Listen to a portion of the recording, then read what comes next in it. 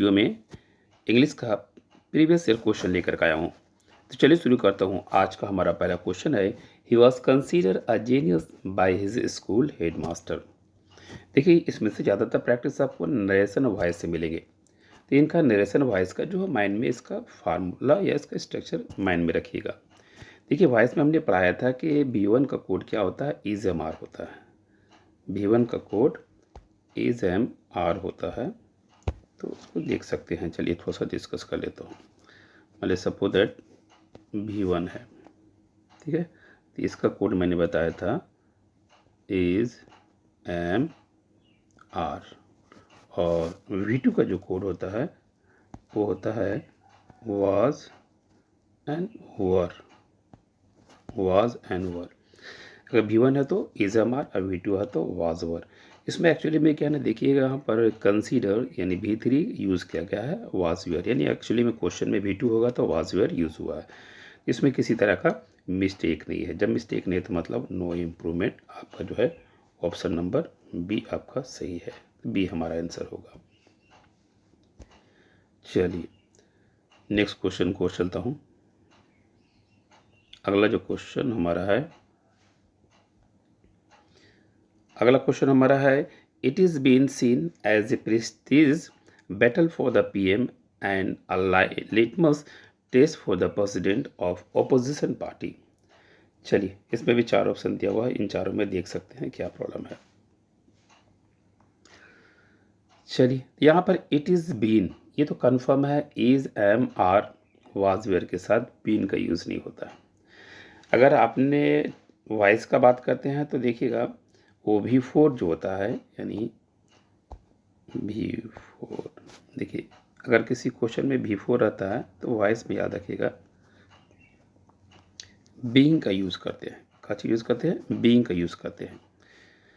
तो बीन नहीं होता है, यहाँ पे बीइंग होना चाहिए। अब देख लिए, जिसमें बीइंग होगा वही आपका आंसर होगा। यानी बीइंग ऑप्शन किस में है? ऑप्शन नंबर बी में है। हैज़ हैव के साथ बीन नहीं लगे। हैज़ हैव के साथ क्या लगता है? बीन। और इज एम आर के या वाज वेयर के साथ लगता है बीन। तो बी नंबर हमारा जो है सही है। चलिए नेक्स्ट क्वेश्चन को चलता हूँ।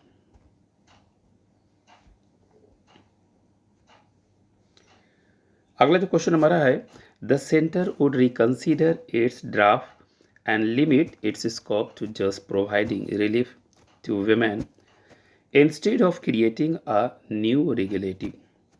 ये क्वेश्चन को चेक किए थोड़ा।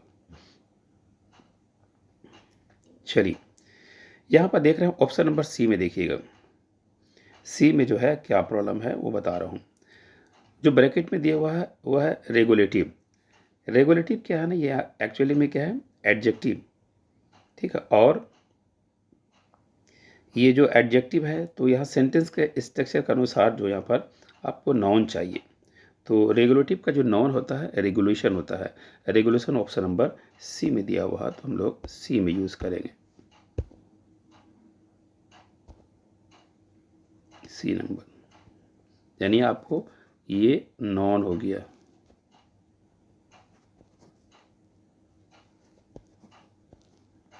ये नाउन हो गया, ठीक है।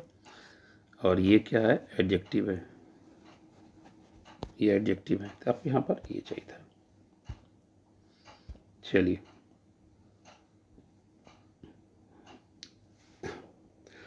अगला क्वेश्चन हमारा है, an interview after the campaign ends is the normal for every candidate and every campaigner in every election, he said. Narration का क्वेश्चन है। फाइंड आउट कीजिए कहाँ पे आपको मिस्टेक दिख रहा है। चलिए क्वेश्चन नंबर ए में देखिएगा। ए इसका जो है परफेक्ट आंसर होगा, क्योंकि जो यहाँ पर आपका ब्रैकेट में दिया हुआ है नॉर्मल दिया हुआ है। तो नॉर्मल के जगह पे जो है ना आपको नॉर्म्स का यूज़ होना चाहिए। सेंटेंस के अनुसार ये सही होगा, ठीक है। An interview after campaign ends is the normal नहीं, इज द नॉर्म, ये नियम है, कानून है, ठीक है। तो इसलिए हमारा ऑप्शन नंबर ए सही होगा। ए में हम लोग टिक आउट कर सकते हैं। चलिए नेक्स्ट क्वेश्चन को चलता हूँ। अगला जो क्वेश्चन हमारा है, the tribunal noted that the driver of often truck did not lead any evidence in rebuttal of the claim. इन चार ऑप्शन को देखिए कहाँ पे मिस्टेक है, उसको फिर मैं डिस्कस करता हूँ। चलिए, इसका देखिए ऑप्शन नंबर बी में देखिए ऑफेंडिंग। ऑफेंडिंग जो है ऊपर में देखिएगा ब्रैकेट में क्या ऑफेंड दिया हुआ, तो ऑफेंड नहीं होगा। ऑफेंड की जगह पे क्या होना चाहिए, ऑफेंडिंग का प्रयोग होना चाहिए कि ऑफेंडिंग एज एन एडजेक्टिव का प्रयोग होगा। ऑफेंडिंग एज एडजेक्टिव का सेंस में लिया जाता है और इसके पास जो है नॉन होगा, मतलब ट्रक का यूज़ किया होगा। तो आपको क्या चाहिए, ये ऑफेंडिंग क्या है यहाँ पर यूज़ होना चाहिए, ठीक है। तो ऑफेंडिंग, चलिए बी नंबर, ठीक है। यानी आपको ये आपको क्या हो गया, ट्रक जो है आपका नॉन का सेंस यूज़ हो रहा, तो एक्चुअली में क्या है, नॉन का सेंस हो रहा, तो मतलब यहाँ पर आपको एडजेक्टिव चाहिए, तो इसलिए ऑप्शन नंबर बी जो हमारा सही होगा। चलिए नेक्स्ट क्वेश्चन को चलता हूँ। अगला क्वेश्चन है, learning a poem by heart is meaningless if you do not understand it. बहुत अच्छा question, learning a poem by heart, ठीक है। चलिए देखिए, एक्चुअली में क्या होता है ना, बिफोर जो होता है वो प्रेजेंट पार्टिसिपल में यूज़ होता है, ठीक है। यानी V1 प्लस ING, जिसको जेरेंट बोलते हैं, जेरेंट से क्वेश्चन शुरू हो सकता है। इसमें किसी तरीके से जो है प्रॉब्लम नहीं है, जब प्रॉब्लम नहीं है तो नो एरर है, तो इसलिए आप इसका जो है ऑप्शन नंबर बी राइट कर सकते हैं, यानी इसमें किसी तरह का मिस्टेक नहीं है। चलिए नेक्स्ट क्वेश्चन को चलता हूँ। अगला जो क्वेश्चन हमारा है, I can't make out my mind about taking a vacation in winter. Make out की जगह पर क्या होगा, ये सही है या गलत, इसे फाइंड आउट करना है। देखिए मेक आउट जो वर्ड है ना, जिसका मतलब होता है समझना, ठीक है। और एक होता है मेकअप। मेकअप का मतलब होता है कहानी गढ़ना, टू इन्वर्ट समथिंग। तो यहाँ पर जो क्वेश्चन के अनुसार मेकआउट फिट नहीं हो रहा, इसकी जगह पर होता है makeup, I can't makeup my mind, ठीक है। तो यहाँ पर क्या होना चाहिए, मेकअप होना चाहिए, जो कि ऑप्शन नंबर बी में दिया हुआ है, ठीक है। मेकअप, मेकअप का मतलब हमने क्या बताया है, गढ़ना होता है, कहानी गढ़ना, कोई बातें गढ़ना, या टू इन्वेट समथिंग। अब मेकआउट का मतलब होता है टू अंडरस्टैंड, मेकआउट का मतलब होता है अंडरस्टैंड, अंडरस्टैंड, ओके। चलिए नेक्स्ट क्वेश्चन को चलता हूँ। अगला क्वेश्चन हमारा है, it is quite difficult to make on what this doctor writes. देखिए यहाँ पर मेक आउट जो है ना, मेक आउट की जगह पे क्या होगा, उसी की जगह पे आपको ये देखना है। चलिए इसे भी सोल्व करता हूँ। देखो मेक आउट हमने क्या बताया है, समझना होता है, अंडरस्टैंड, ठीक है। और मेक ऑन का मतलब जो यहाँ पर आपका ये देता है टू कंटिन्यू, कोई काम कर रहे हैं, कंटिन्यू कर रहे हैं। तो क्वेश्चन के अनुसार यहाँ पर जो है आपका समझने के सेंस में हो रहा है कि सर देखिए डॉक्टर ने जो भी लिखा है तो मुझे नहीं समझ में आ रहा है, ठीक है। तो समझने के सेंस में क्या होता है, मेक आउट होता है, जो कि आपका ऑप्शन नंबर बी में दिया हुआ है। मेक आउट का मतलब ये होता है अंडरस्टैंड, अंडरस्टैंड। चलिए नेक्स्ट क्वेश्चन को चलता हूँ। नेक्स्ट क्वेश्चन है, dress may pleasantly be delivered to us at the earliest. यानी मे प्लीजेंटली, ये राइट या रॉन्ग है, इसी को फाइंड आउट करना है, ठीक है। चलिए देखिए, जो मे प्लेजेंटली है यहाँ पे ये मिस्टेक है, ठीक है। मे प्लेजेंटली मतलब लुभाव ढंग से होता है, और अच्छे मैनर्स अगर बात करते हैं तो उसके लिए काइंडली होता है, क्योंकि ड्रेस को जो है डिलीवरी जितना जल्द आप उसको रिक्वेस्ट करने के सेंस में अच्छे ढंग से करने बोल रहे हैं, इसलिए यहाँ पर जो ऑप्शन नंबर ए होगा, मे काइंडली, आपका जो है सही आंसर होगा। तो मे काइंडली हम लोग ए नंबर में टिक आउट करेंगे। चलिए नेक्स्ट क्वेश्चन को चलता हूँ। अगला क्वेश्चन हमारा, in spite of my niece dog Casper is very mischievous he is lovable. 4 option दिया हुआ है, चारों में सब देख सकते हैं। देखिए, इन स्पाइट ऑफ माई नीस, ये जो है ना, इसकी जगह पर क्या होना चाहिए, आल्दो का यूज़ होना चाहिए। ठीक है, यहाँ पे यानी क्वेश्चन बोलता है के बावजूद, इन स्पाइट का मतलब के बावजूद होता है, और ऑल्दो का मतलब है यद्यपि। ठीक है, तो बोलता है in spite of my niece dog Casper, यानी यहाँ पर इन स्पाइट को जगह पर ऑल्दो का यूज़ करना सही होगा। यानी यहाँ पर आप जो है ऑल्दो का यूज़ करेंगे।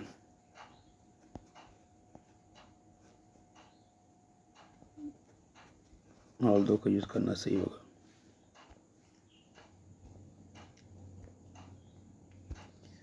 चलिए नेक्स्ट क्वेश्चन को चलता हूँ। अगला क्वेश्चन हमारा है, of the two plans submitted by the architect this is the one more likely to be accepted. More likely की जगह पे क्या किसी तरह का बदलाव है या नहीं है, उसे कीजिएगा। तो one more likely to be accepted, ये यानी इसमें किसी तरह का सुधार की ज़रूरत नहीं है, तो सेंटेंस मतलब परफेक्ट है, इसलिए ऑप्शन नंबर सी में देख सकते हैं कि सी में मिस्टेक है, नो इम्प्रूवमेंट। चलिए नेक्स्ट क्वेश्चन को चलता हूँ। अगला जो क्वेश्चन हमारा है, none of the boys was willing to admit that he was in the wrong. चलिए इसके पास 4 ऑप्शन है, 4 ऑप्शन में देख सकते हैं कहाँ पे मिस्टेक है। देखिए आपने देखा होगा कि पास्ट कंटिन्यूस में क्या होता है, वाज वर्ब के साथ बी4 होता है, और इन्फिनेटिव जो होता है, एडमिट क्या है, इन्फिनेटिव है, ये अपने साथ जो है टू का यूज़ होता है, यानी एडमिट जो है अपने साथ जो टू का लेगा। तो बी4 यहाँ पे दिया हुआ विलिंग, और एडमिट अपने साथ इन्फिनेटिव टू लेता है, ये भी दिया हुआ, मतलब इसमें किसी तरह का सुधार की ज़रूरत नहीं है। तो इसका आंसर आपका हो जाएगा सी नंबर, आपका आंसर होगा सी नंबर, हमारा आंसर होगा। चलिए नेक्स्ट क्वेश्चन को चलता हूँ। अगला जो क्वेश्चन हमारा है, we might as well watch a film on TV as there nothing must to do. यहाँ पर देखिएगा, माइट एज वेल की जगह पे क्या किसी तरह का चेंजिंग है, वो देखना है। तो माइट एज वेल, इसमें किसी तरह का चेंजिंग की ज़रूरत नहीं है, इसीलिए इसका आंसर जो है ऑप्शन नंबर ए कर सकते हैं, यानी ए आपका जो है सही है। चलिए ये हमने किया। नेक्स्ट क्वेश्चन को चलता हूँ। अगला जो क्वेश्चन हमारा है, a tigress has given birth to a cub in the Ranthambore tiger reserve taking the big cat population to 78। अब इसमें से 4 ऑप्शन पे देखिए क्या मिस्टेक लग रहा है। तो ऑलरेडी क्या टाइग्रेस ने है वो अपने बच्चा को जन्म दे चुका है, काम हो गया। तो काम हो गया था, हैज़ है B3 होना चाहिए, जो कि ऑलरेडी हैज़ है B3 यहाँ पे दिया होगा। ठीक है, तो इसलिए ये आपका जो है ऑप्शन नंबर बी, यानी किसी तरह का इसमें चेंजिंग की ज़रूरत नहीं है, बी नंबर हमारा सही होगा। चलिए नेक्स्ट क्वेश्चन को चलता हूँ। अगला जो क्वेश्चन नंबर था, ईदर द बियर और the line has escaped from the zoo. ठीक है, तो देखिए ईदर के साथ और लगता है, नीदर के साथ नॉट लगता है, नॉट ओनली के साथ बट ऑल्सो लगता है। सेकंड हमने बोला था ये जो वर्ब डिपेंड करता है नियरेस्ट सब्जेक्ट के अनुसार, तो नियरेस्ट सब्जेक्ट के अनुसार भी जो है इसमें किसी तरह का मिस्टेक नहीं है। ठीक है, क्योंकि लाइन के अनुसार जो है वो हैज़ दिया है, सिंगुलर दिया है, इसमें किसी तरह का इम्प्रूवमेंट की ज़रूरत नहीं है, मतलब ऑप्शन नंबर ए में आप टिक आउट कर सकते हैं। चलिए ए में हमने टिक आउट किया। नेक्स्ट क्वेश्चन को चलता हूँ। अगला जो क्वेश्चन हमारा है, while washing your hands rub them together for 20 second to remove the microbe on them. The microbe on them जो है ये अंडरलाइन किया हुआ, इसमें आपको फाइंड आउट करना है कि किसी तरह का मिस्टेक है कि नहीं। तब चेक कर सकते हैं जो ऊपर क्वेश्चन है, जो कहीं ना कहीं इसमें किसी तरह का मिस्टेक नहीं है, इसीलिए इसमें कोई तरह का जो है इम्प्रूवमेंट नहीं होगा, जो कि आपका ऑप्शन नंबर सी में दिया हुआ है, नो इम्प्रूवमेंट। चलिए नेक्स्ट क्वेश्चन को और चलता हूँ। अगला जो क्वेश्चन हमारा है, the toy drummer play the drum if you press the button at the back. चलिए जो अंडरलाइन किया हुआ इसमें देखिए क्या आपको मिस्टेक है कि नहीं। The toy drummer plays, the toy drummer already क्या है, सिंगुलर है, प्लेज भी सिंगुलर है, ठीक है। उसके बाद if you press the button, तो मतलब इसमें किसी तरीके से मिस्टेक नहीं है, तो नहीं मिस्टेक है, तो मतलब option number B no substitution वाला जो ऑप्शन आपका सही होगा। चलिए नेक्स्ट क्वेश्चन को चलता हूँ।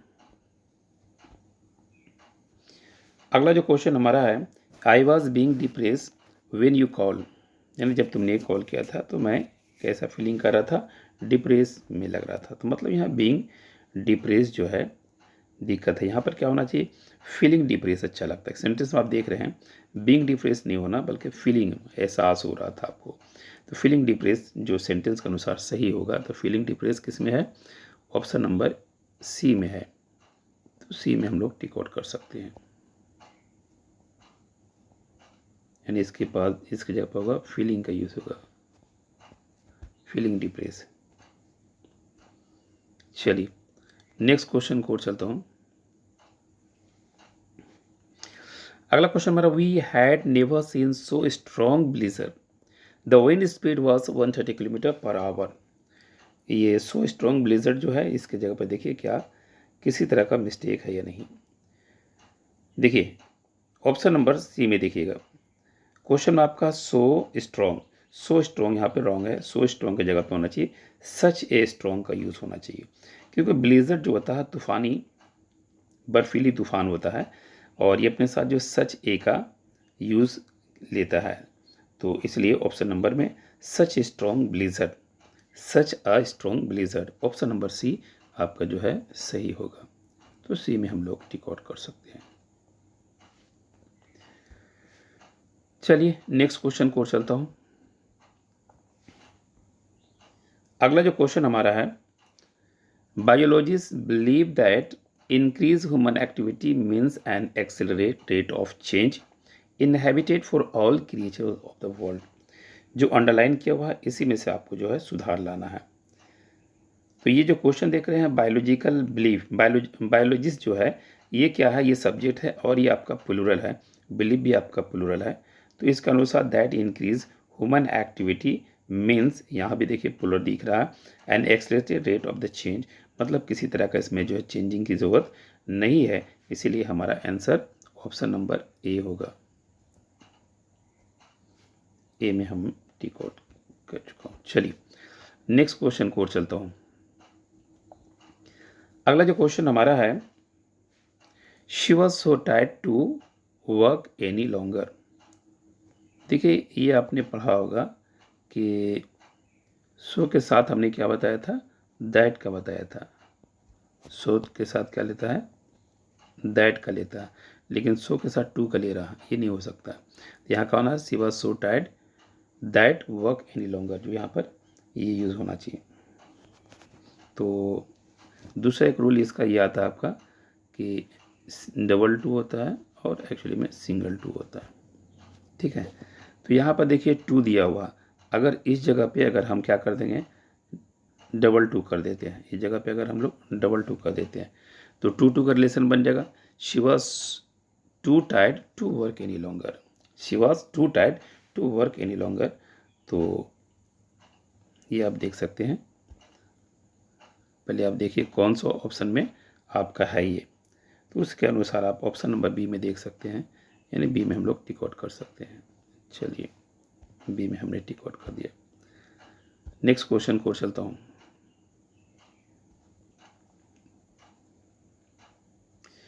अगला जो क्वेश्चन हमारा है,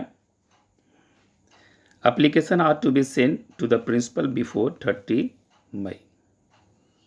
टू बी सेंट, देखिएगा टू बी सेंट जो है ना, ये एक्चुअली में क्या है ना, टू के साथ अगर पैसिव में भी लगता है तो भी3 लगता था, टू बी भी3 भी दिया हुआ, और देना है कि इसको प्रिंसिपल को डायरेक्शन दिखा रहा, तो ये भी सही है, मतलब इसमें किसी तरीका बदलाव की ज़रूरत नहीं है, तो इसलिए आपका आंसर जो है बी नंबर होगा, तो बी में हम लोग टिक आउट कर सकते हैं। चलिए नेक्स्ट क्वेश्चन को चलता हूँ। अगला जो क्वेश्चन हमारा है, your coming home to dinner on time should be a rule rather the exception. इसके बाद देखिए 4 ऑप्शन दिया हुआ है, चारों में सब देख सकते हैं कहाँ पे मिस्टेक है। तो देखिए should be a rule rather the exception के स्थान पे होना चाहिए should be the rule rather, rather के साथ दैन का यूज होना चाहिए।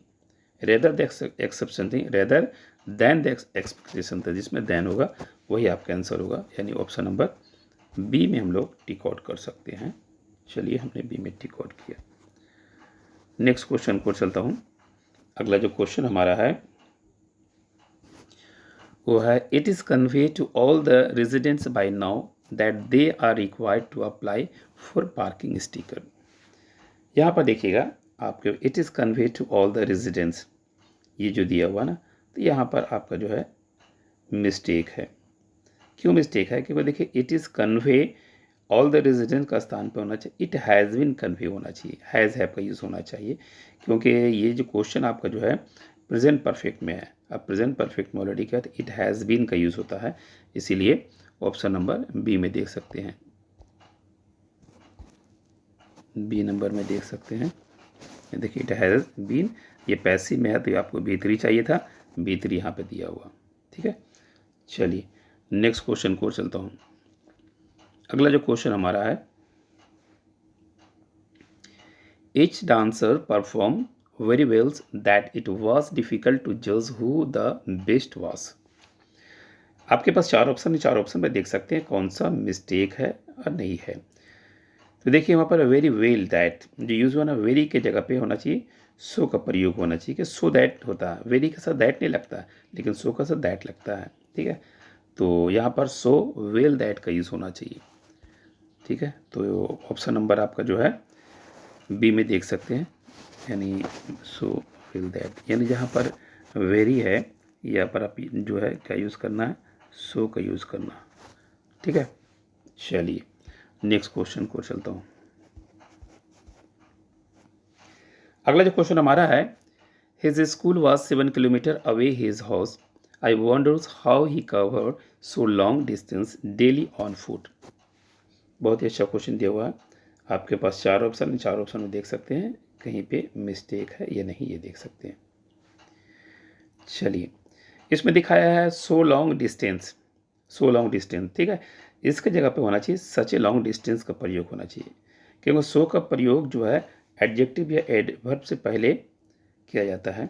ठीक है, इसीलिए यहाँ ऑप्शन नंबर डी का यूज़ करना सही होगा, तो डी में हमने टिक आउट किया, यानी सो लॉन्ग डिस्टेंस से पहले होना चाहिए सच ए लॉन्ग डिस्टेंस, ही आपका सही होगा। चलिए फिर होगी मुलाकात नेक्स्ट वीडियो में, इसलिए जो भी चैनल पे न्यू है शेयर एंड सब्सक्राइब करते चले।